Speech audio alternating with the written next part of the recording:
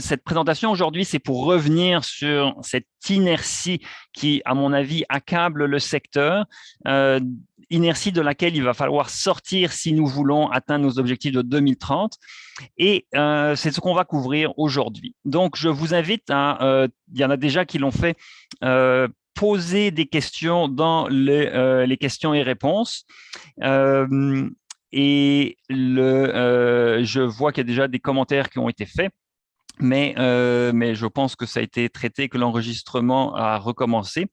Et donc, poser des questions dans les questions-réponses, on devrait avoir du temps parce que ma présentation n'est pas si longue, donc on pourra avoir un dialogue par la suite. Et je me plonge directement dans la présentation. Qui va commencer donc par une rétrospective sur les 20 dernières années dans le secteur de l'énergie. Et contrairement donc à ce que l'actualité pourrait nous laisser penser, c'est un secteur, le secteur de l'énergie, qui est largement sans relief, qui évolue de façon très linéaire et sans changer, malgré évidemment plein d'initiatives extrêmement louables, malgré une conscientisation croissante de plusieurs personnes. Et je ne dis pas qu'il n'y a pas des bonnes choses qui se font, mais il y a plusieurs bonnes choses qui se font, mais globalement, on ne change pas. Dans les questions et réponses, les questions qui sont posées n'apparaissent pas, elles ne sont pas visibles à tout le monde, mais quand je vais y répondre, elles vont devenir visibles. Mais pour l'instant, il n'y a que moi qui vois les questions posées. Et donc, c'est le système tel qu'il est. Donc, je vais commencer par la rétrospective. Après, on va aller aux objectifs que nous avons ratés ces dernières années. Pourquoi est-ce que je veux les souligner? Eh bien, c'est parce que je souhaite de tout cœur que nous ne rations pas nos objectifs de 2030, même si on est malheureusement parti avec toute l'inertie qui nous accable ces dernières années, on est parti dans une voie qui fort probablement nous fera rater nos objectifs. Mais c'est bien de revenir en arrière pour se poser des questions. Donc, on avait des politiques énergétiques, on n'a pas atteint les cibles, constatons-le pour pouvoir faire des changements nécessaires. Et moi, je vais vous proposer mon diagnostic sur ces changements, le diagnostic de pourquoi ça n'a pas marché et quelques pistes de réflexion. On va conclure et on va pouvoir discuter par la suite. Donc, 20 ans d'énergie au Québec. Je vais vous montrer la consommation d'énergie depuis 2000 jusqu'à 2019. Donc, on a ces 20 années-là. Comme vous voyez, elle a augmenté de 16%. Peu importe les unités. Ici, c'est toutes les énergies confondues, électricité, pétrole, gaz naturel, biomasse. En fait, non, pas la biomasse, parce que ça vient de Statistique Canada. Et pour Statistique Canada, il n'y a pas de biomasse dans le mix énergétique canadien ou québécois. Donc, ça exclut la biomasse, mais ça n'a pas beaucoup changé vraisemblablement en biomasse. Et cette augmentation de la consommation d'énergie totale, eh bien, ça suit la population.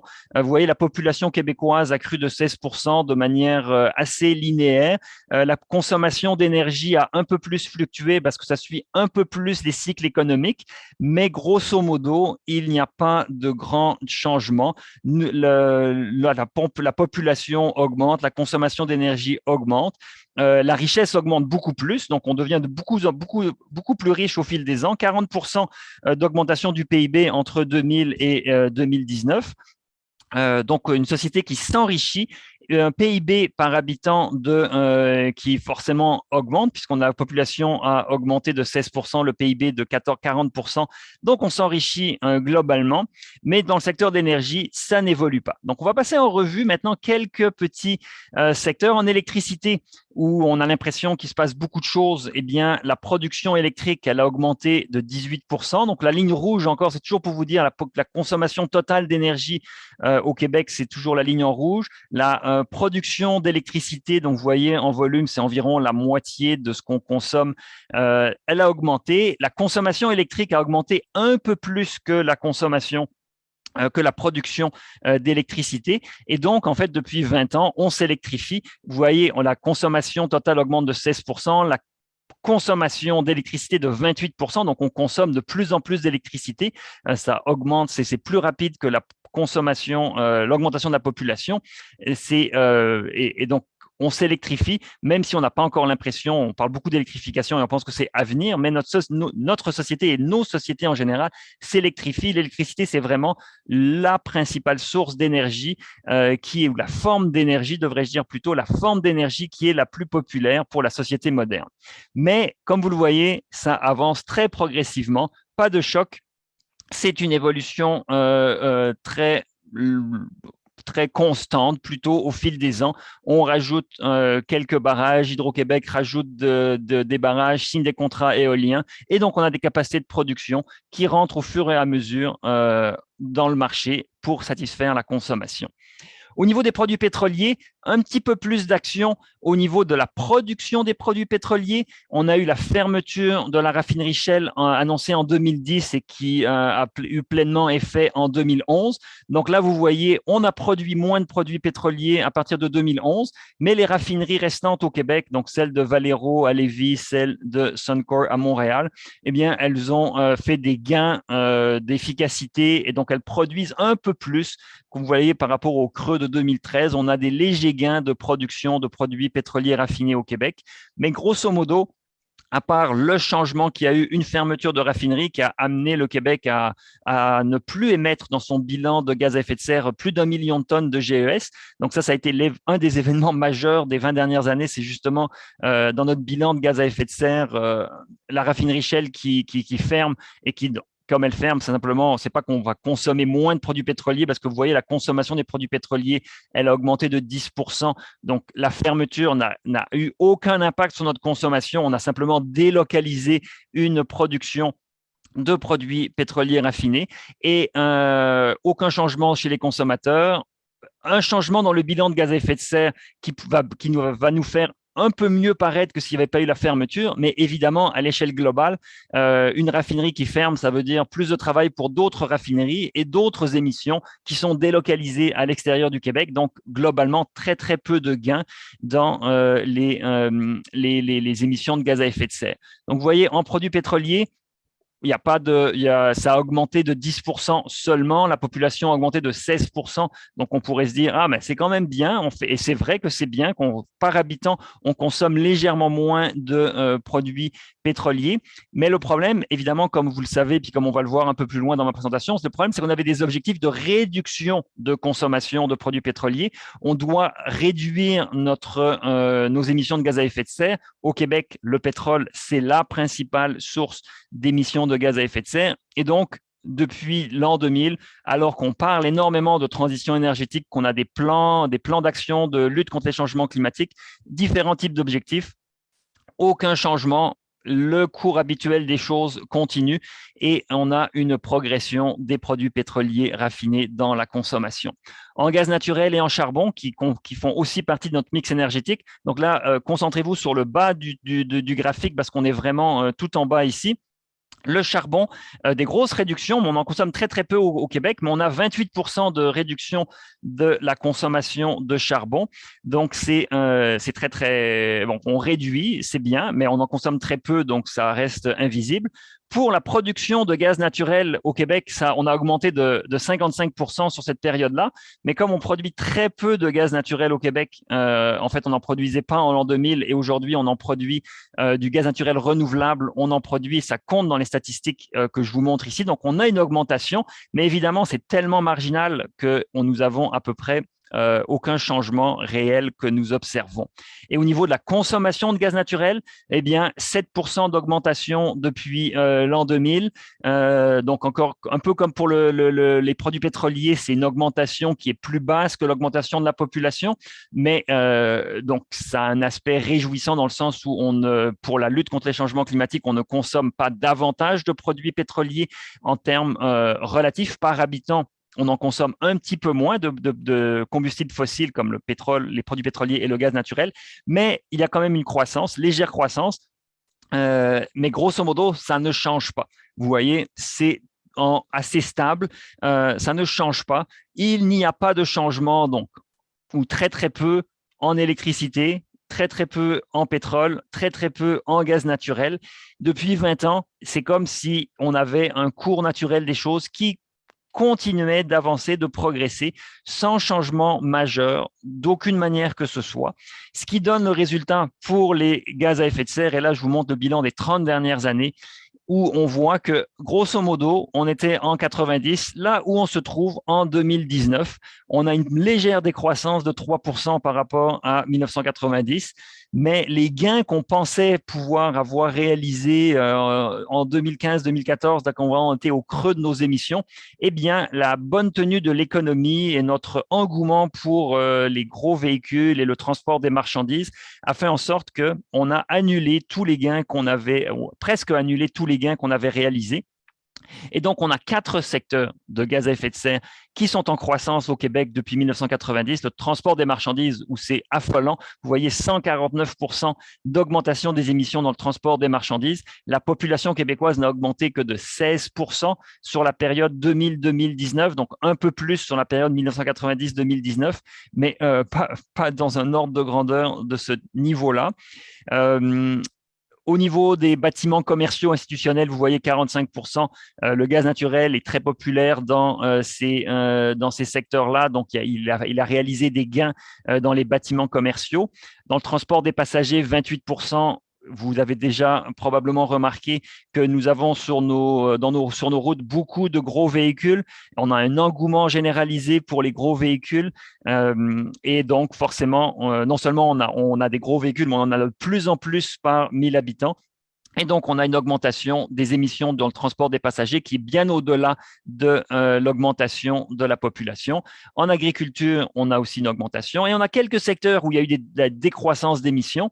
Dans le secteur de l'industrie, vous le voyez, c'est là des réductions. Dans le secteur des bâtiments résidentiels, je vais le mentionner ici, 46% de réduction parce qu'on a électrifié le chauffage des bâtiments beaucoup. Donc, on a beaucoup de pertes dans le chauffage au mazout au Québec.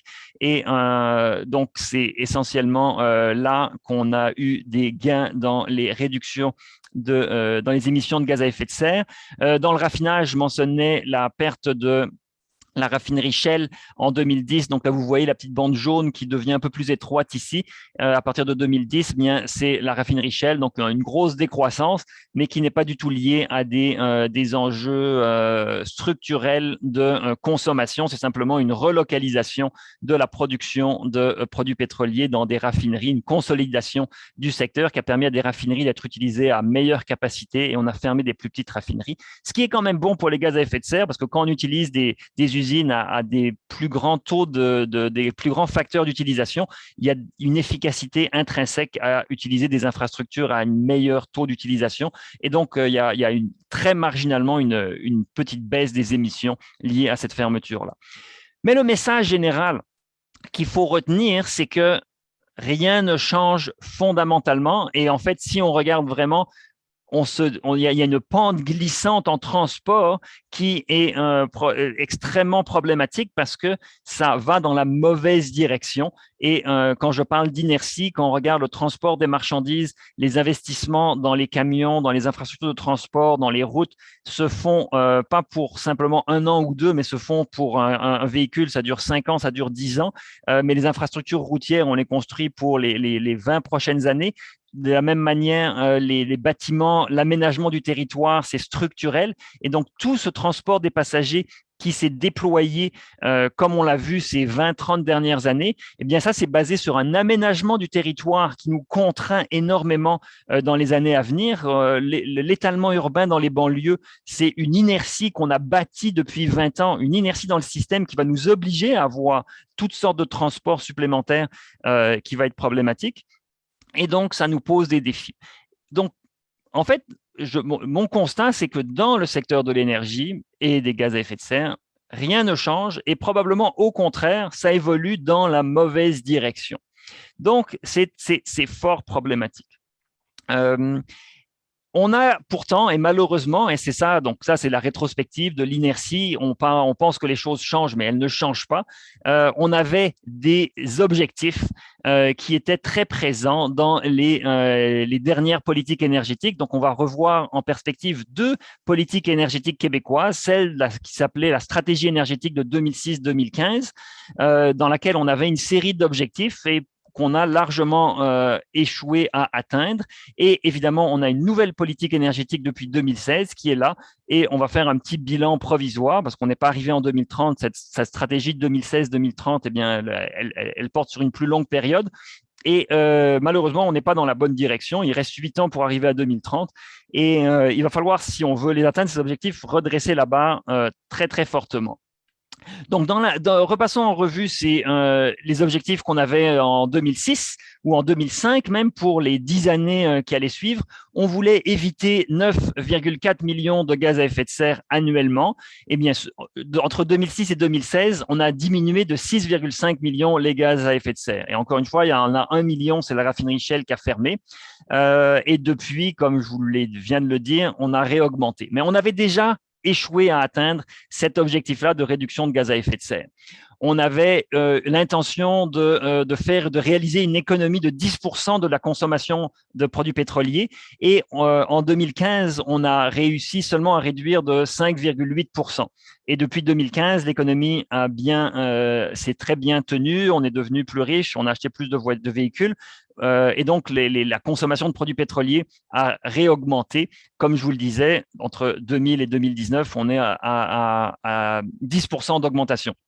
Donc, les économies qui ont temporairement été obtenues ici, elles n'ont pas été structurelles et elles ne nous ont pas permis d'atteindre l'objectif de toute façon. Rappelons que jusqu'en 2014, le prix du pétrole était très élevé. En 2014, on a eu une certaine bulle pétrolière qui a explosé et donc les prix en 2014, les prix du pétrole ont chuté. Là, on était au-dessus du 100 $ le baril. Ils ont chuté à des niveaux beaucoup plus bas. Donc après, en 2015 jusqu'à la Covid, on a bénéficié de très bas prix des produits pétroliers.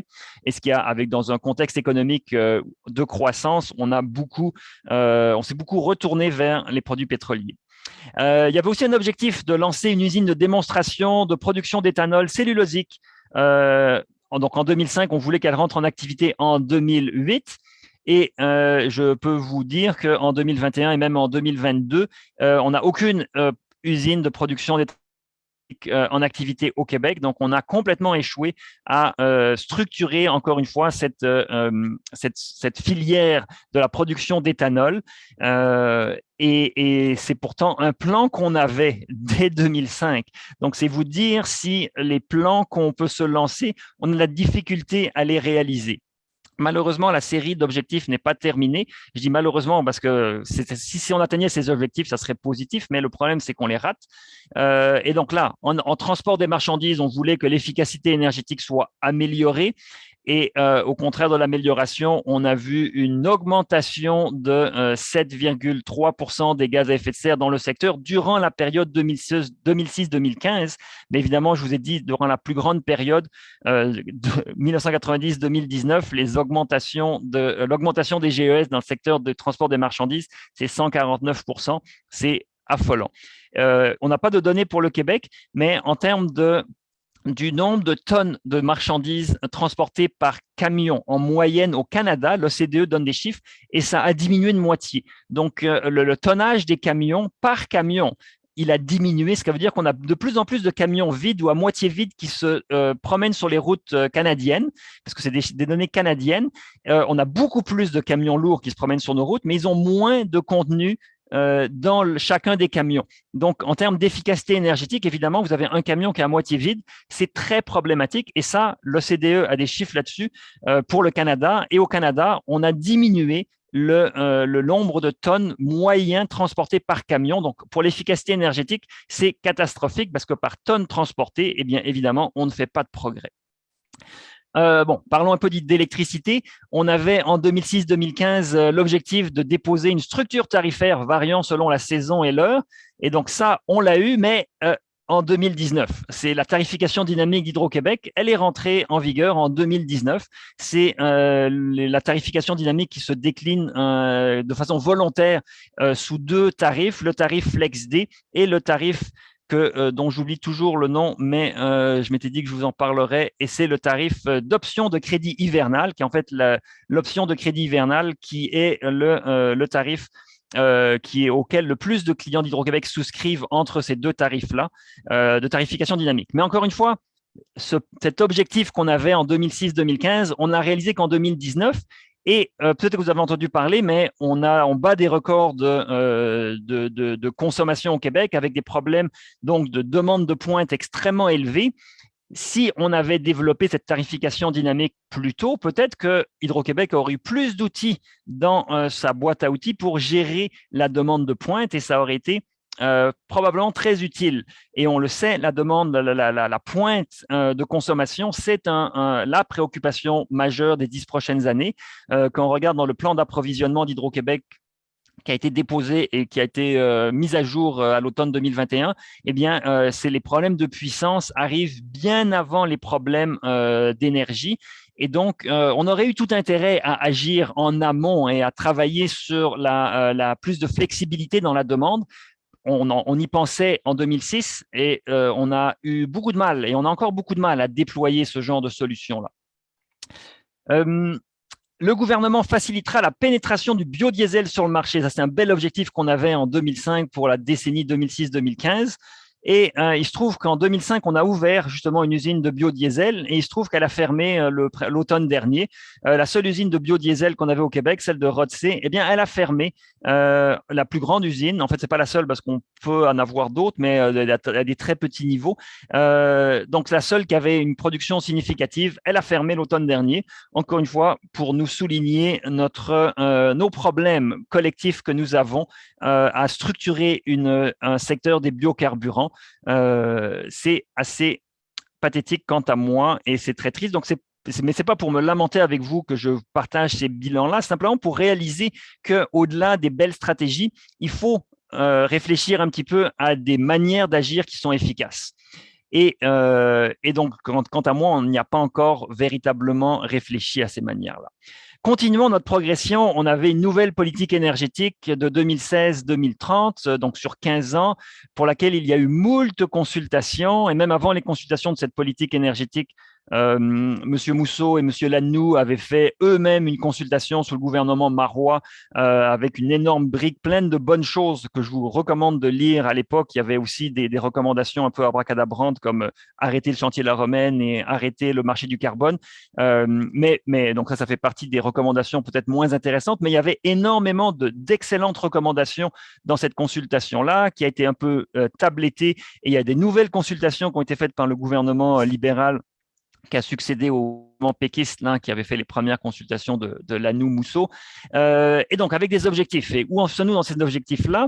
Eh bien, le premier objectif, c'était améliorer de 15% l'efficacité avec laquelle l'énergie est utilisée. Ça, c'était un objectif donc de 15% sur 15 ans. Ça fait augmenter de 1% par an.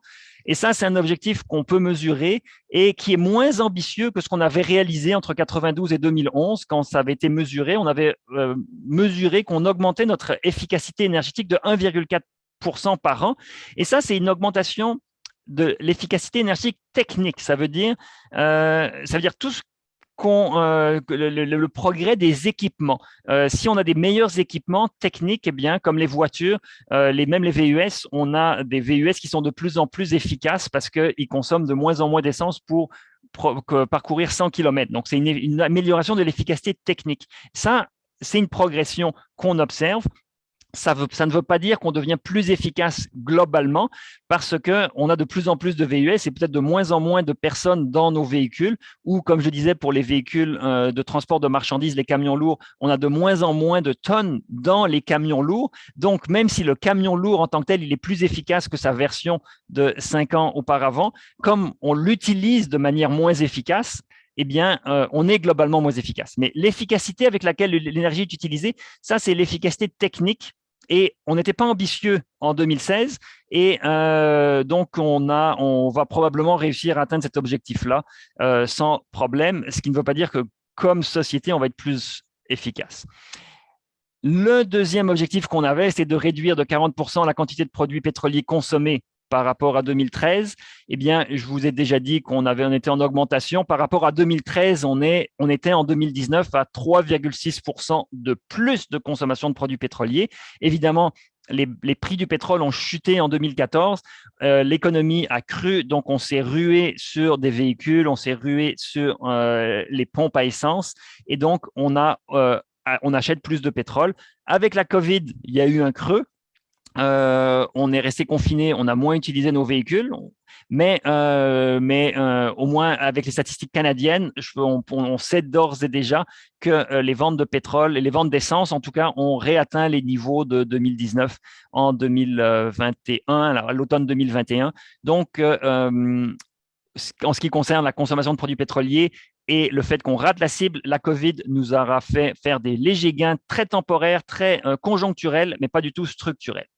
Donc, on n'est pas du tout sur la bonne voie.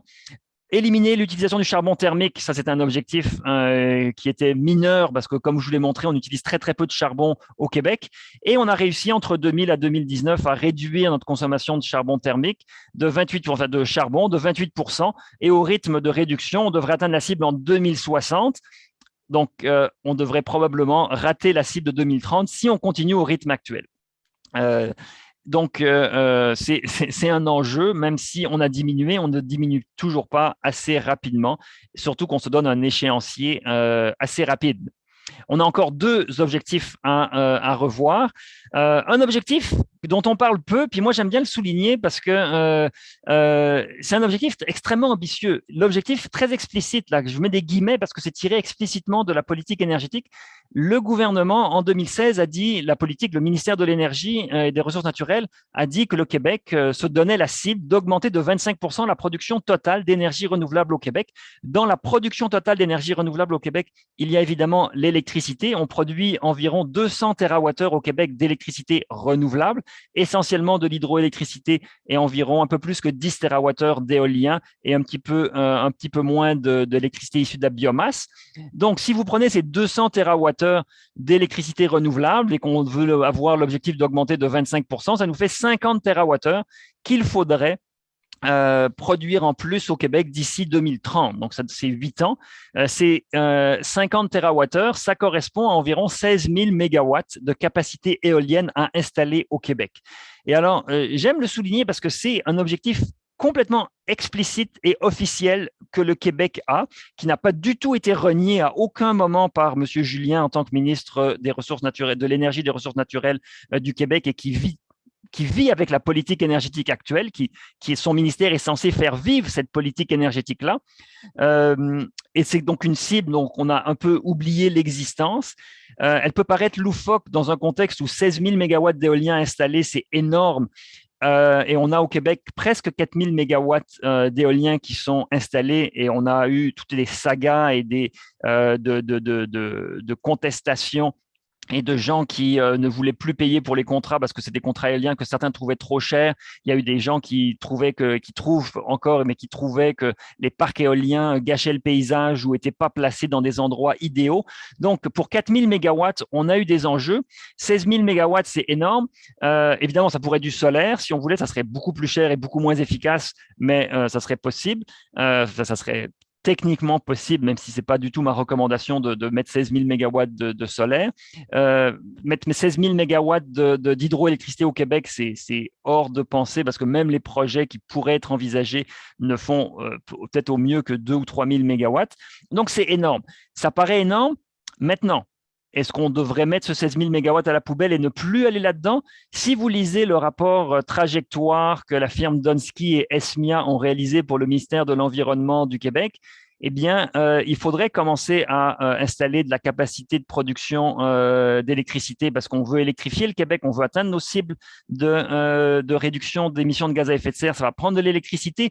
Même si vous écoutez Hydro-Québec aujourd'hui, et qu'Hydro-Québec dit qu'il y a une longue liste de projets comme jamais ils ont eu de projets industriels, de branchements de différents types d'usines et de consommateurs industriels, eh bien, ça prendrait une telle capacité de production d'électricité sur le territoire québécois, peut-être pas strictement pour 2030, mais pour assez rapidement. Donc, si on était cohérent avec les objectifs et les plans que le gouvernement a demandé ou les demandes que Hydro-Québec reçoit et les prévisions qu'Hydro-Québec fait, peut-être qu'il faudrait sérieusement penser à installer ces 16 000 mégawatts de parcs éoliens au Québec en cohérence avec la stratégie énergétique de 2016-2030 et en cohérence avec nos plans d'électrification, le meilleur plan qu'on a aujourd'hui pour réfléchir à la transition énergétique, c'est celui que Donsky et Esmia ont réalisé pour le compte du ministère de l'Environnement et de la lutte contre les changements climatiques. Et donc, il serait peut-être temps qu'on prenne en compte ces plans-là et les demandes de branchement d'Hydro-Québec. Augmenter de 50%, le dernier objectif de la filière, augmenter de 50% la production de bioénergie, eh bien ça, c'est un objectif qu'on a atteint déjà. La production de gaz naturel renouvelable a augmenté de 55% entre 2016 et 2019. C'est une grosse augmentation. Ceci dit, ça représente une tellement petite proportion de la consommation, 1,4% de la consommation de gaz naturel, que c'est absolument marginal et ça n'a, c'est une bonne nouvelle, mais ça n'a en soi à peu près aucun impact majeur dans le bilan énergétique, même si je suis le premier à trouver que c'est très bien de produire du gaz naturel renouvelable, qu'on devrait en produire beaucoup plus, mais que c'est très bien. Donc, des objectifs largement ratés depuis 2006 qui expliquent, comme on les rate, eh bien forcément, ce qu'on voulait changer n'a pas changé. Donc, ça explique pourquoi notre inertie, notre système énergétique ne change pas. C'est parce que notre système énergétique ne change pas parce que nos politiques énergétiques qui nous fixent des objectifs, on n'arrive simplement pas à les suivre, à aller de l'avant et à réaliser. Mon diagnostic, qu'est-ce qui ne va pas ici? Alors, premier diagnostic, c'est qu'on fait trop de consultations. C'est incroyable le nombre de consultations qu'on a réalisées pour les politiques énergétiques et les politiques climatiques et les politiques de transport et de gestion des déchets. Et là, le gouvernement vient de terminer récemment une nouvelle consultation sur l'hydrogène et les biocarburants. Donc, on adore consulter, on adore consulter. Et quant à moi, ça fait plusieurs consultations auxquelles je participe. Quand je vois le résultat, je me dis, mais pourquoi est-ce que j'ai écrit un mémoire? Pourquoi est-ce que j'ai participé à tout ça si c'est pour obtenir une copie quasi conforme de la politique énergétique précédente avec un changement de couleur, une nouvelle infographie, mais globalement les mêmes contenus. Et donc, on consulte trop. Il n'y a pas de colonne vertébrale dans les politiques qui sortent de là. Pourquoi? Même, je pense que c'est parce qu'on a peur de changer les structures. On a peur de changer une structure actuelle qui permet une ingérence politique énorme dans les projets, qui permet de dire par décret qu'on veut telle chose, qu'on veut telle chose, qu'on veut telle chose. Et donc, quand c'est un décret, c'est forcément le gouvernement qui décrète et qui décide de faire ceci ou cela.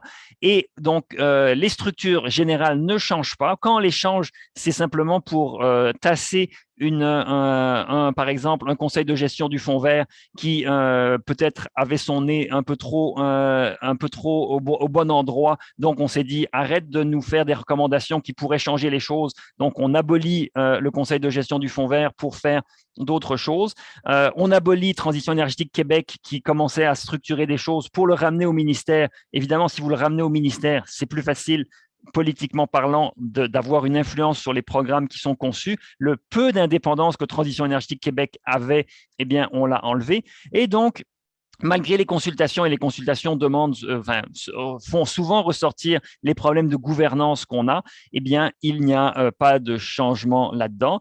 Il y a aussi notre peur de dire la vérité aux consommateurs, qui sont évidemment aussi des électeurs. La réalité, comme on le publie dans l'État de l'énergie au Québec chaque année, et je vais vous en parler à la fin, nous sommes d'énormes consommateurs d'énergie en Amérique du Nord et au Québec, et nous ne sommes pas des consommateurs efficaces. Et donc, sans vouloir nous blâmer ou nous flageller, c'est important de faire un constat que nous sommes des gros consommateurs et qu'il faut changer.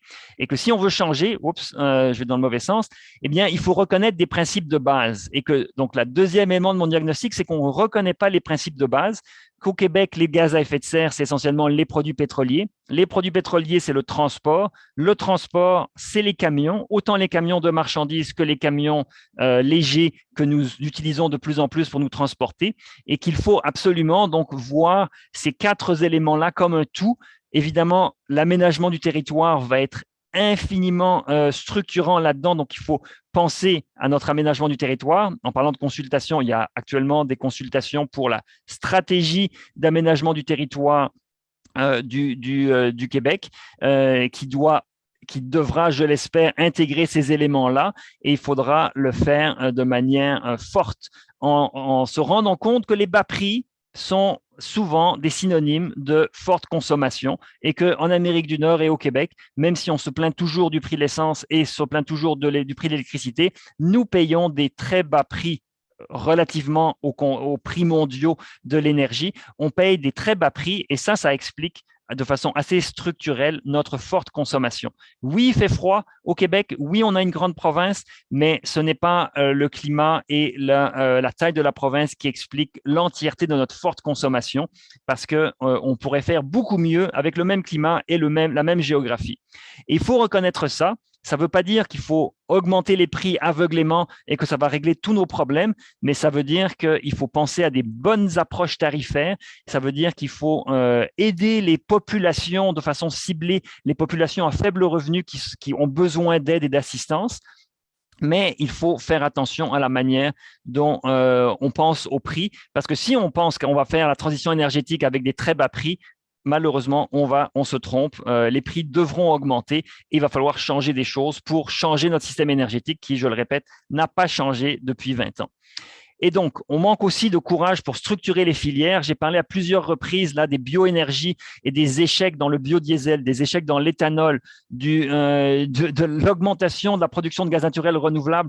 Mais cette augmentation-là, elle est bien en deçà de ce qui aurait dû se réaliser parce qu'on a un retard affreux et des dépassements de coûts lamentables dans les usines de biométhanisation que les municipalités tentent de à mettre en place pour revaloriser la matière organique des villes pour en faire du GNR.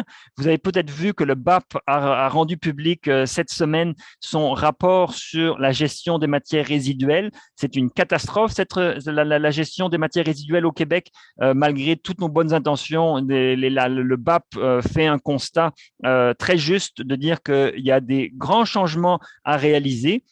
Et j'étais heureux d'entendre Benoît Charette, le ministre de l'Environnement et de la lutte contre les changements climatiques, annoncer que la redevance sur l'enfouissement devrait augmenter. Parce qu'encore une fois, vous avez des bas prix, vous avez une forte consommation. C'est vrai pour l'énergie, c'est vrai pour les déchets. Et les déchets sont liés à l'énergie parce que c'est une source d'énergie, nos déchets, et on ne les valorise pas assez au Québec. Donc, manque de courage pour structurer les filières historiques. On espère qu'il va poindre à l'horizon pour structurer la filière dans les prochaines années. Manque de courage en électricité pour changer, faire évoluer Hydro-Québec et l'amener dans le monde moderne avec une réglementation plus moderne, moderniser la réglementation, moderniser les tarifs. On sait que la Régie de l'énergie a commencé à réfléchir aux bénéfices non énergétiques dans la réglementation l'automne dernier. Ça appelle une réforme de la réglementation électrique au Québec pour peut-être mieux répartir les rôles. Qui doit produire, qui doit vendre, qui doit distribuer? Eh bien, aujourd'hui au Québec, si vous voulez acheter de l'électricité, vous ne pouvez l'acheter que d'Hydro-Québec. Pourquoi est-ce qu'on ne pourrait pas acheter de notre voisin qui produit avec des panneaux solaires? Pourquoi est-ce qu'on ne pourrait pas acheter sur une ferme, si une ferme met une éolienne? Pourquoi est-ce qu'on ne pourrait pas acheter, si vous êtes voisin de la ferme et partager cela? Si une compagnie comme Boralex, Evolugen ou Inergex fait un parc solaire au Québec, pourquoi est-ce qu'eux ne pourraient pas chercher leurs propres clients d'électricité s'ils arrivent à le faire? Il se trouve qu'Hydro-Québec aujourd'hui fait face à des demandes de branchement jamais connues en termes de branchement électrique pour des nouveaux consommateurs. Pourquoi ça serait juste Hydro-Québec qui pourrait brancher ces consommateurs? Pourquoi est-ce que d'autres fournisseurs d'électricité ne pourraient pas, comme dans d'autres juridictions, fournir de l'électricité à ces consommateurs industriels ou commerciaux, puisqu'ils ont des projets qui sont prêts à développer et il y a des acheteurs qui sont prêts à acheter.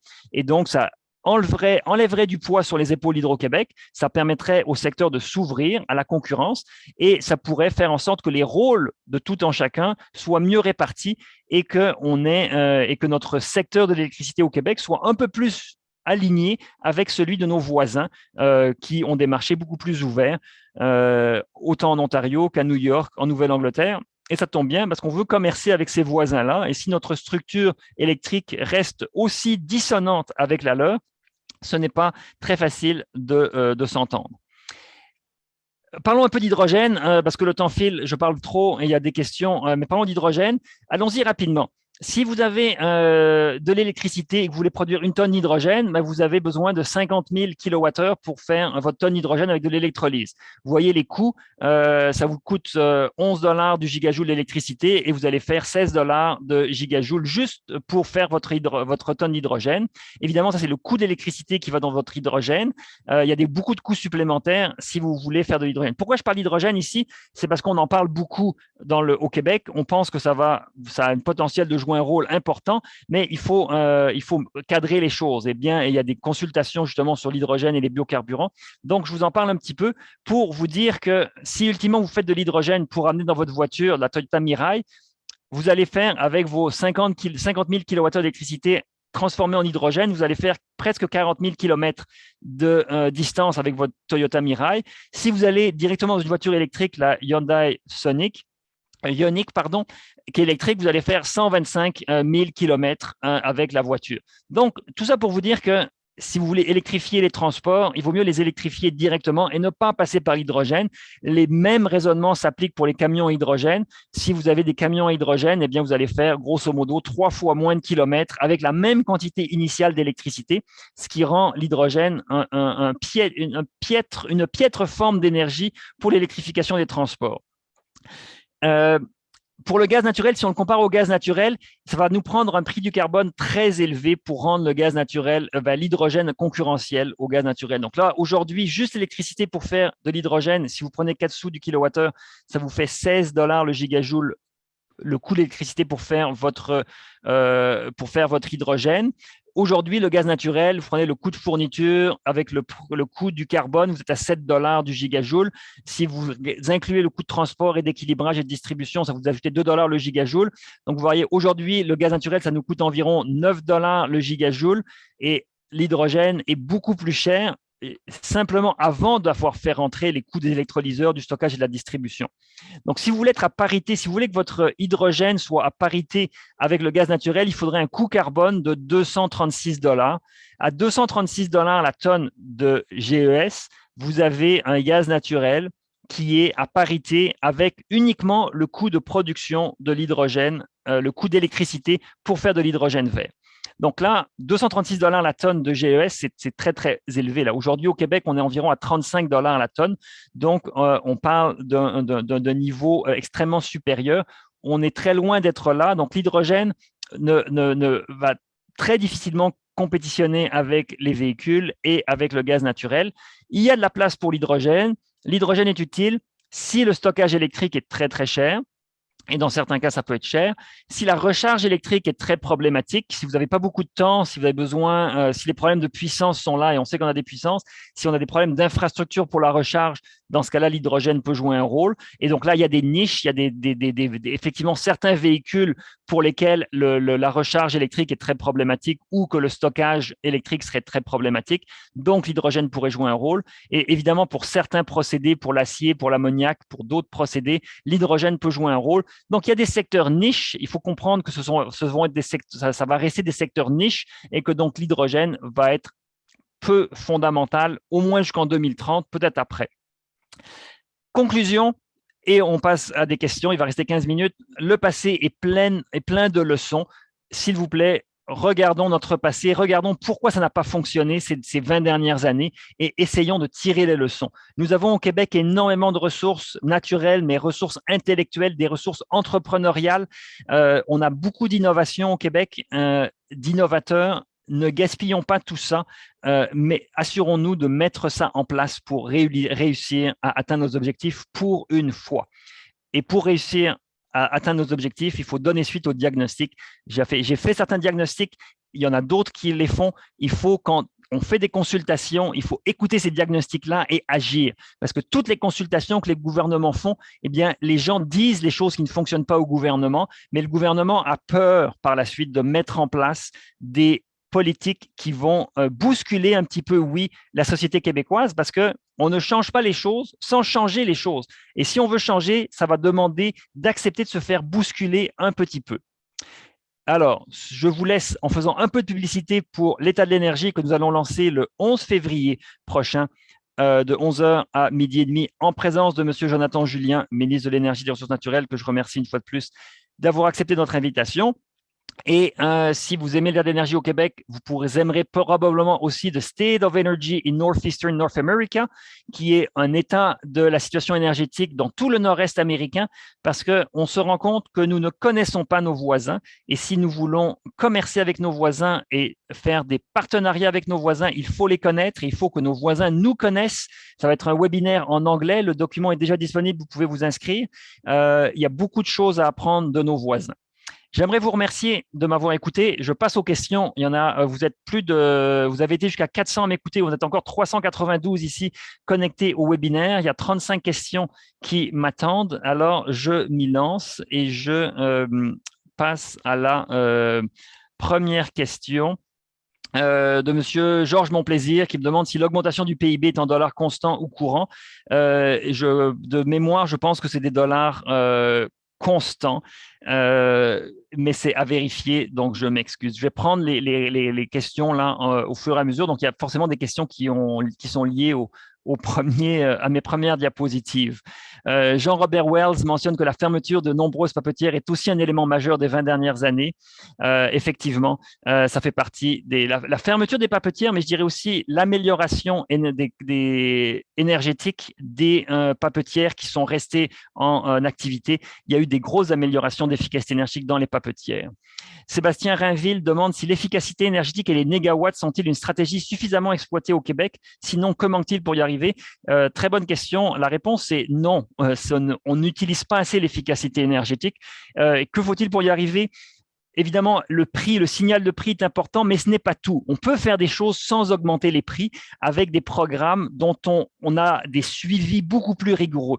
Les programmes d'efficacité énergétique n'ont pas des suivis rigoureux, ne sont pas analysés de manière assez rigoureuse, et donc il faudrait avoir des suivis plus rigoureux, essayer d'éviter ce qu'on appelle l'opportunisme dans ces programmes-là, c'est-à-dire moi, je veux changer mes fenêtres, de toute façon, je veux le faire, et je m'aperçois que le gouvernement donne un programme de subvention pour changer les fenêtres. Alors, je vais chercher le 2000 $ de subvention pour changer mes fenêtres, chose que j'aurais faite de toute façon. Ça, c'est de l'opportunisme, c'est légal, c'est tout à fait légitime. Moi-même, je l'ai fait.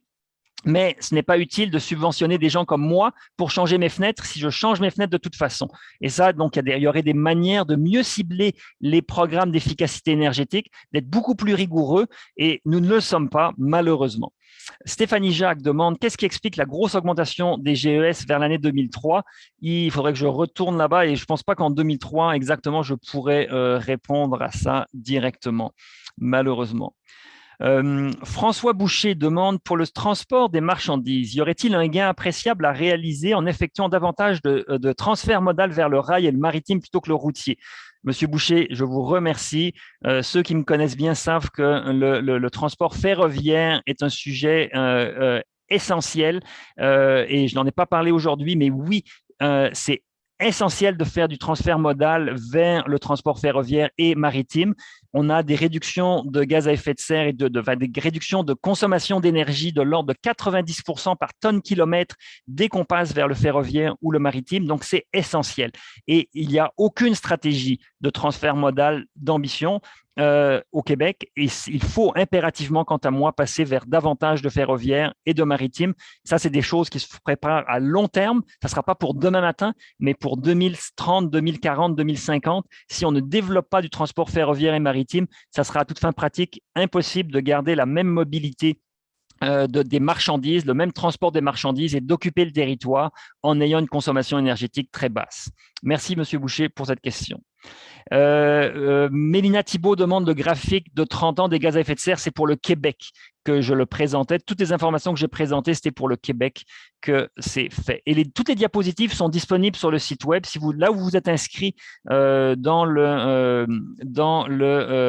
ce webinaire, là, vous pouvez télécharger les slides. C'est pour le Québec, ce n'était pas marqué, mais c'était pour le Québec. Et voilà. Hassen Chabi dit que la construction de l'usine Enerkem à Varennes avait été annoncée par les ministres libéraux en 2012. Oui, je suis d'accord, mais dans la stratégie 2006-2015, il y avait déjà l'idée d'une usine d'éthanol cellulosique qui était là. Sylvain Marcoux dit que les biocarburants, éthanol, biodiesel, malgré l'inertie à ce jour, pourrait-on voir des initiatives de production en biocarburants? Donc oui, on en voit beaucoup des initiatives de biocarburants, d'autant plus qu'on a débloqué la production d'hydrogène. Donc on a Enerkem, que je viens de mentionner, qui a une usine d'éthanol en construction qui va être additionnée d'hydrogène. On a Greenfield Global qui a des grands projets d'augmentation de production d'éthanol de deuxième génération. On sait qu'aujourd'hui, Greenfield Global produit de l'éthanol à maïs à partir de la production locale d'agriculteurs québécois, mais ils ont des projets importants d'augmentation. Donc, il y a des choses qui s'en viennent. Ça s'en vient avec beaucoup de difficultés. Vous avez probablement déjà entendu parler, certains d'entre vous, de la bioraffinerie Latuc dont Patrice Mangin parle depuis des années et qui a énormément de mal à décoller parce que la filière n'arrive pas à se structurer. Jennifer Cocle, pardon, peut-être que je prononce mal le nom, pose la question suivante. Pour les nombres de tonnes transportées sur les routes par camion qui a diminué, en fait, c'est le nombre de tonnes par camion qui a diminué, mais au global, il a beaucoup augmenté. Y a-t-il un lien avec la normalisation des charges autorisées par le maintien des infrastructures routières? Je ne peux pas répondre avec entière précision à cette question. Ce ne sont pas des questions de normes d'infrastructures routières, je crois. Je pense que c'est vraiment le just-in-time et le désir de chaque commerçant ou producteur de produits d'avoir ses propres camions pour avoir la souplesse logistique de livrer quand il veut. Et c'est la souplesse logistique là qui est vraiment le déterminant dans la production par camion. Donc, je pense que c'est ça qui est le plus important. Marie-Lise Tremblay demande quel est le lien entre l'implantation de la tarification dynamique d'Hydro-Québec et les gains que le Québec pourrait faire sur le plan énergétique. Alors, la tarification dynamique et les gains énergétiques, c'est vrai que ce n'est pas direct. La tarification dynamique, ça permettrait de baisser la pointe à certains moments. Mais ça ne permettrait pas forcément de baisser la consommation globale d'énergie, mais ça réglerait ou ça contribuerait à régler des problèmes de gestion de la puissance. Vous savez, dans le système électrique, il y a une capacité maximale et la production d'énergie, elle se fait à l'intérieur de cette capacité. Et pour Hydro-Québec, c'est très difficile de répondre à toute la demande si la demande survient au même moment. Donc, c'est un problème de puissance. Et donc, la tarification dynamique aiderait à gérer la puissance et en faisant en sorte qu'on puisse déplacer certains usages ou effacer certains usages à des heures précises pour les retarder ou les avancer ou les effacer. Et dans ce cas-là, il y a un gain de puissance. Les gains en énergie sont moins importants. C'est pour ça que par ailleurs, j'en ai pas parlé aujourd'hui, je crois que l'efficacité énergétique et les enveloppes thermiques des bâtiments devraient être un chantier majeur pour le Québec pour non seulement, si vous avez des enveloppes thermiques plus fortes au Québec, plus performantes, on pourrait à la fois réduire la demande de pointe et réduire l'énergie demandée pour le chauffage, ça serait très important. Marcel Boyer, que je salue au passage, pose la question suivante. Le problème majeur des politiques de réduction de GES, c'est qu'elles reposent sur un ensemble de pet projects et de grands plans plutôt qu'une tarification exigeante du carbone avec une redistribution intégrale des recettes sur une base par habitant. Qu'en penses-tu? C'est vrai. Il faudrait avoir une tarification du carbone autrement plus élevée que celle qu'on connaît aujourd'hui pour vraiment avoir un impact. Aujourd'hui, à 35 $ la tonne, personne ne voit ça passer ou presque. Il y a des industries qui le voient passer, mais dans le secteur des transports, on ne le voit pas passer. Le prix du carbone est noyé et donc on ne fait pas les ajustements structurels qu'on devrait faire. Donc, il faudra avoir des prix plus élevés et je crois quand même Marcel, qu'il faudrait probablement aussi que le gouvernement donne des directions en termes d'aménagement du territoire, d'investissement structurel dans justement des corridors ferroviaires, dans des transports en commun, dans des technologies de transition pour les industries. Un support gouvernemental est bienvenu ponctuellement pour des grands projets, mais structurants, et non pas pour saupoudrer 8 000 $ pour acheter des véhicules électriques qui ne font que s'ajouter à un parc de véhicules qui est lui-même en croissance et qui fait en sorte que les émissions en transport ne vont pas dans la bonne direction. Louis Lépine pose la question suivante par rapport à la diapositive 11 à laquelle je vais me diriger puisque nous y sommes aussi. Est-ce que la mise en production de la romaine est comptabilisée dans l'augmentation du 25% de la production totale d'énergie? C'est vrai, on pourrait mettre la romaine. La romaine, c'est de mémoire, c'est 1500 mégawatts, 8 TWh. Donc, ça ferait, on pourrait le compter là-dedans, mais vous avez 8 TWh, donc il faudrait encore 4 ou 5 autres romaines d'ici 2030. On n'y est pas arrivé. Félix Turgeon, est-ce que le 50 TWh peut aussi inclure la production de gaz naturel renouvelable et de biocarburants? Oui, absolument. Ce 50 TWh d'augmentation de la production d'énergie renouvelable, ça pourrait tout inclure. Mais sauf qu'on en fait tellement peu aujourd'hui de GNR et de biocarburants que ça va contribuer, mais ça ne va pas enlever le fait qu'il va falloir, si on veut répondre à cette cible-là, avoir 50 TWh. Donc, ce n'est pas forcément d'électricité, mais faire 50 TWh ou l'équivalent en biocarburant, ça demanderait des infrastructures incroyables. Donc, il va falloir une combinaison des deux.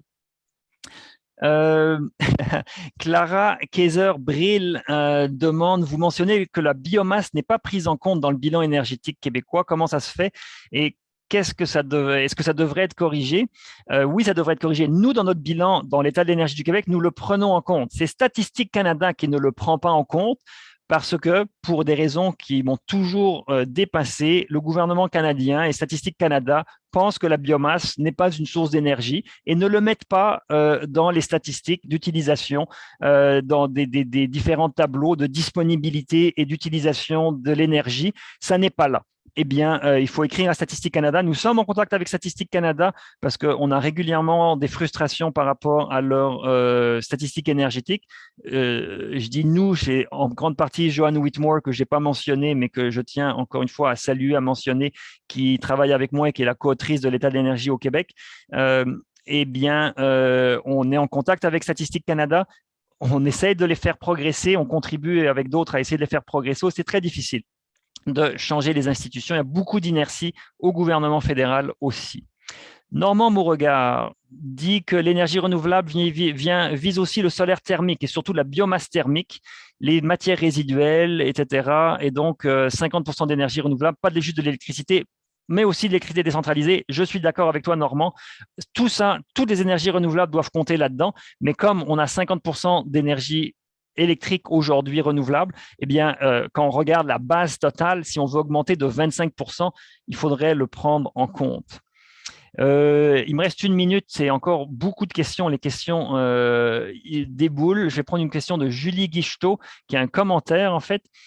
Bonjour Julie, il me semble qu'un des problèmes majeurs vient de l'élection aux 4 ans, lorsque des changements de gouvernement sans nécessairement renier officiellement les plans du gouvernement précédent sont tablettés et oui, que le nouveau gouvernement recommence à travailler sur un nouveau plan, ça pose des enjeux. S'il continuait à mettre en œuvre le plan du gouvernement précédent, l'autre partie pourrait dire que les résultats ne pourrait plus dire que les résultats viennent de leur plan. Donc, oui, on a un problème politique là-dedans. Il faut dépolitiser les enjeux d'énergétique. Et comment est-ce qu'on dépolitise les enjeux énergétiques? C'est justement en faisant des transitions des transitions énergétiques Québec qui sont en dehors du gouvernement. Et donc, on a des organismes, un petit peu comme la Régie de l'énergie, qui font des plans et qui font ces plans-là et qui le font.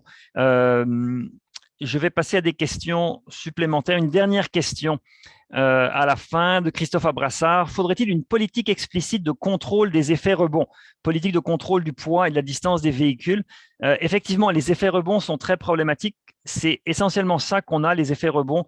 Avec tous les gains d'efficacité énergétique, on acquiert plus d'équipements, plus de voitures, on augmente nos maisons, la taille de nos maisons et le nombre de maisons. Donc oui, il y a des effets rebonds partout.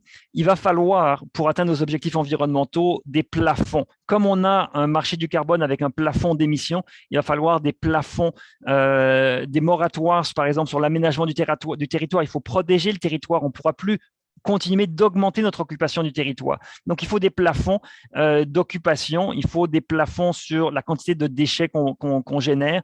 Il faudra encourager la réduction, la réutilisation avant de recycler et tout ça, donc mettre en place des processus d'économie circulaire. sont absolument nécessaires. Il y a une cinquantaine de questions auxquelles je ne peux pas répondre parce qu'il est midi. Je vous remercie pour votre assiduité pour toutes ces questions-là. Je vous invite à venir écouter l'état de l'énergie au Québec le 11 février prochain. Le webinaire est enregistré, alors vous pourrez le re-regarder au besoin. Sinon, allez chercher les diapositives. Et merci encore. À très bientôt.